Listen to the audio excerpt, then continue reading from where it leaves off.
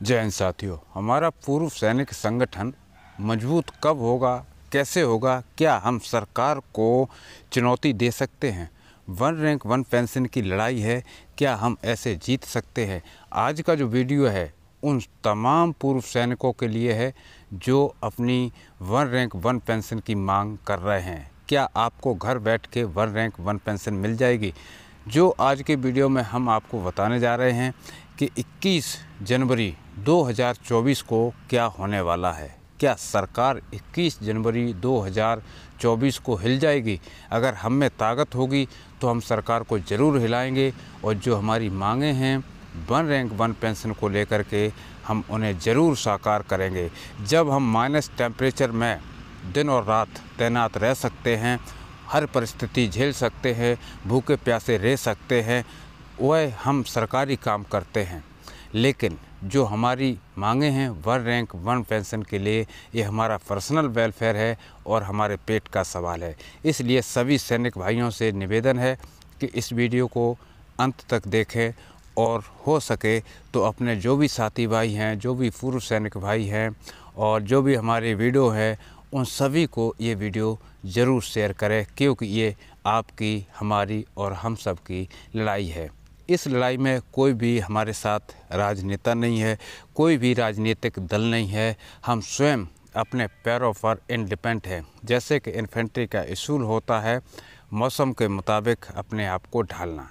अब हम सबको ये देखना है कि जो हमारा पूर्व सैनिक संगठन है ये कितनी मजबूती के साथ सरकार के सामने खड़ा होता है और हमारे पास कुछ ही समय का वक्त है अपनी मांगों को रखने के लिए और सरकार को झुकाने के लिए। दोस्तों, ये तो सत्य है कि बीजेपी सरकार के समय जितना नुकसान हमारे सैनिकों को हुआ है, इतना नुकसान हमने अभी तक अपनी लाइफ में नहीं देखा है। बात करूं तो आज सेना के अंदर तानाशाही और सिविल के अंदर जो नेताओं की तानाशाही है वह हावी होती जा रही है। इसको हमें अंजाम बखूबी निभाना है और देना भी है। तो दोस्तों, आपको बता दें कि हमारी जो मांगें हैं, जैसे कि इक्वल यानी जो ओरिजिनल एमएसपी मोदी जी वादा करते हैं कि हम सभी जवानों को 65,000 करोड़ रुपए का एरियल दे चुके हैं, जबकि मेरे पास उन जवानों के कमेंट आए हैं जो कि 1985 में रिटायरमेंट होकर के आ गए थे। उनको भी वन रैंक वन पेंशन का फ़ायदा अभी तक नहीं मिला है। जब वो 85 में रिटायरमेंट होकर आए थे, जब उनको वन रैंक वन पेंशन का कोई भी किस्त नहीं दी गई, तो कितने पूर्व सैनिकों को वन रैंक वन पेंशन की 3 किस्त मिल चुकी हैं, यानी 3 किस्तों में एरियल मिल चुका है।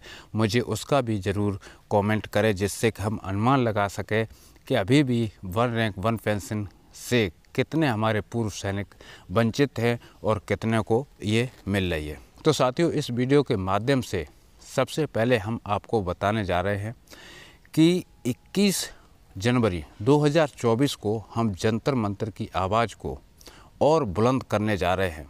तो सभी पूर्व सैनिक साथी भाइयों से निवेदन है कि जहां पर भी जंतर मंतर के लिए हम सब पूर्व सैनिक इकट्ठे हो रहे हैं, हम जल्द ही आपको उसकी अपडेट अपने वीडियो के माध्यम से आप तक पहुंचा देंगे।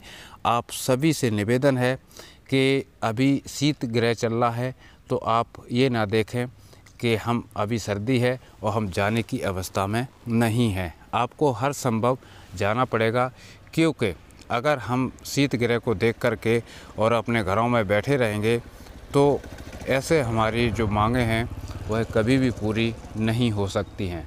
हमें अपनी मांगों को रखने के लिए और सरकार को झुकाने के लिए हम सभी को अपने घरों से बाहर निकलना पड़ेगा। चाहे आपका इक्वल एमएसपी का केस कोर्ट में चल रहा हो, चाहे वो दिल्ली हाई कोर्ट हो या फिर सुप्रीम कोर्ट हो, आप इस चीज़ को अच्छी तरह से जानते हैं कि कोर्ट इस पक्ष में कोई भी फैसला नहीं सुना सकता है और ना ही कोर्ट इस मामले में हमारे पक्ष में कभी भी आएगा। हम बेशक अपनी इक्वल एमएसपी का इंतज़ार कर रहे हैं कि 6 फरवरी को जो हमारी इक्वल एमएसपी की सुनवाई के लिए दिल्ली हाई कोर्ट में जो डेट लगा है उस पर आसानी से फैसला आ जाएगा।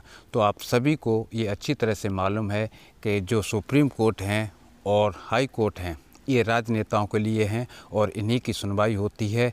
अगर सरकार को हमारे पक्ष में फ़ैसला ही सुनाना था या कोर्ट को हमारे पक्ष में फ़ैसला ही सुनाना था तो वो इतना विलम्ब नहीं करती, वह जल्दी से इतनी लंबी डेट भी नहीं देती। और जबकि पूरे देश को मालूम है कि इक्वल एमएसपी की लड़ाई भी काफ़ी समय से चल रही है, सभी को मालूम है, सभी सरकार के राजनेताओं को मालूम है, लेकिन फिर भी इस पर भी कोई सुनवाई नहीं हो पा रही है। दूसरी तरफ अगर देखें तो हमारे वो पूर्व सैनिक जिनको 1 साल हो गई है जंतर मंतर पर अपनी मांगों को लेकर के बैठे हुए हैं, चाहे वो बारिश का मौसम हो, गर्मी का मौसम हो या फिर सर्दी का मौसम हो, वह हर मौसम में अपनी मांगों को लेकर के बैठे हुए हैं। तो ऐसे में हम सभी का सहयोग बनता है कि हम उनको सपोर्ट करें, चाहे आप दिन में जाएं, चाहे आप रात में जाएं, चाहे आप 1 दिन के लिए जाएं, चाहे आप 2 दिन के लिए जाएं।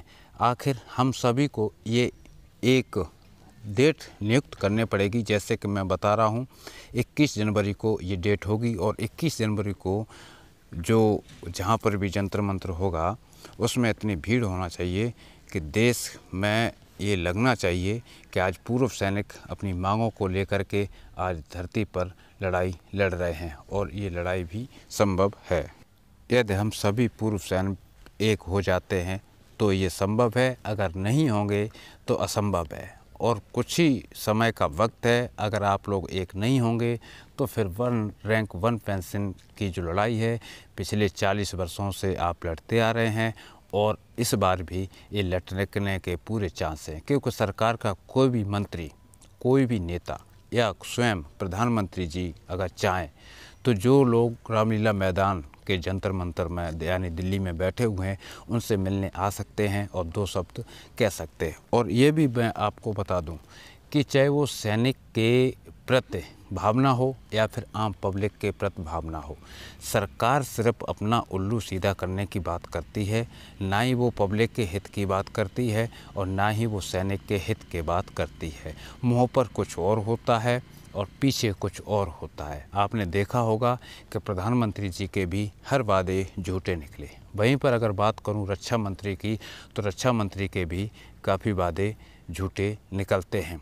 अगर बात करूं तो आज देश के अंदर अलग अलग मांगों को लेकर के लोग जंतर मंतर कर रहे हैं। एक तरफ युवा संगठन जो है अपनी पुरानी भर्ती की मांग कर रहा है, जिन युवाओं की जो पुराने एग्ज़ाम बाकी थे और एयरफोर्स के जॉइनिंग बाकी थे, तो उधर उनका भी जंतर मंतर शुरू है और एक भारी भीड़ संख्या के साथ में उनका जंतर मंतर शुरू है। उधर कांग्रेस पार्टी भी जंतर मंतर कर रही है, साथ ही हमारे पूर्व सैनिक भी जंतर मंतर कर रहे हैं। ऐसे में जो किसान संगठन है वह भी हमारा साथ दे रहा है, क्योंकि एक सैनिक हो या पहलवान की लड़ाई हो या फिर किसानों की लड़ाई हो, हम सब किसान के बेटे हैं और किसान का बेटा ही सरहद की रखवाली करता है। तो ऐसे में हम सभी लोगों से आग्रह करूंगा कि आप सभी जंतर मंतर के लिए तैयार रहें और 21 जनवरी 2023 को दिए हुए स्थान पर आप पहुँचें। हालांकि अभी जैसे कि हिमाचल प्रदेश में जंतर मंतर जारी है, हरियाणा में जंतर मंतर जारी है, राजस्थान में भी जंतर मंतर जारी है और दिल्ली में भी 1 रैंक 1 पेंशन और युवाओं की मांगों को लेकर के इधर कांग्रेस पार्टी का और पहलवानों का जंतर मंतर भी लागू है। ऐसे में देश सभी एकजुट अगर है और देश के जो युवा हैं वह एकजुट हैं तो सरकार को निश्चित हम झुका सकते हैं, अगर हमारी बाजुओं में ताकत है तो। लेकिन उसके लिए आपको थोड़ा सा संघर्ष ज़रूर करना पड़ेगा। आखिर ये हमारे हक की लड़ाई है और हमें अपने हक की लड़ाई हक जहाँ तक हो सके वहाँ तक मांगना चाहिए और लड़ना भी चाहिए। आप सभी को मालूम है कि बीजेपी सरकार ने 8वें पे कमीशन की भी अभी तक कोई भी नोटिफिकेशन जारी नहीं किया है। डीए की बात करूं तो 2%, 3% या 4% डीए बढ़ाया जाता है और ऐसे में जो कांग्रेस सरकार थी वह 10% और 15% के बीच में डीए बढ़ाती थी।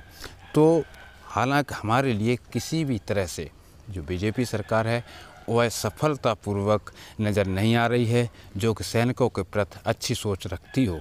ये हमारे मुँह पर हमारी जैसी भाषा बोलते हैं, जिससे कि हम एक सैनिक को मोहित कैसे कर सकें, सैनिक को अपने प्रति लगाव कैसे दिखा सकें कि हम सेना को इतना प्यार करते हैं और सेना को हम ऐसे चाहते हैं, सेना को हम इतना मजबूत बनाना चाहते हैं। ये सब ढकोसलेबाजी है, दिखावा है, छलावा है। और जितना छलावा हमारे सैनिकों के प्रति होता है, शायद मैं तो नहीं जानता हूँ कि किसी अन्य फोर्सेस के साथ में किया जाता है, जो कि एक नेशनल सिक्योरिटी में आते हैं और देश के लिए अपनी जान भी गंवा देते हैं। ऐसे में रक्षा मंत्री जी की अगर बात करूं तो रक्षा मंत्री जी तो बिना तरीके लोटे हैं, किधर भी लुढ़क सकते हैं। वह सिर्फ सरकार की कठपुतली हैं, सरकार जैसे उनको नचाएगी वैसे ही वह नाचेंगे। दूसरी तरफ हम आपको एक बात और बता दूं कि जो इक्वल MSP है, उस पर जो हमारी 6 फरवरी की डेट लगी हुई है, तो मुझे काफ़ी सूत्रों से ये पता चला है कि 6 फरवरी को भी हमारी सुनवाई नहीं होगी और उस केस को लोकसभा इलेक्शन तक टाला जाएगा। यानी उस जो डेट को लोकसभा इलेक्शन तक टाला जाएगा और उसके बाद में जो भी होगा, जो भी खबर आएगी या जो भी अपडेट आएगी, उसके बारे में बात करेंगे। फ़िलहाल तो अभी सुनने में यही आ रहा है कि इसी तरह से कोर्ट से जो हमारी इक्वल MSP की लड़ाई है, उस पर डेट बढ़ती जाएगी। आखिर हम जो 97% जवान हैं, सबसे ज़्यादा जोखिम झेलते हैं, हर मौसम झेलते हैं और इधर फौज की तानाशाही भी झेलने पड़ती है। ऊपर से आर्डर रिले होने के बाद में एक जवान के ऊपर रुकता है, तो यानी आर्मी हेडक्वार्टर से जब आदेश चलता है तो वो आदेश एक जवान के ऊपर लटक जाता है।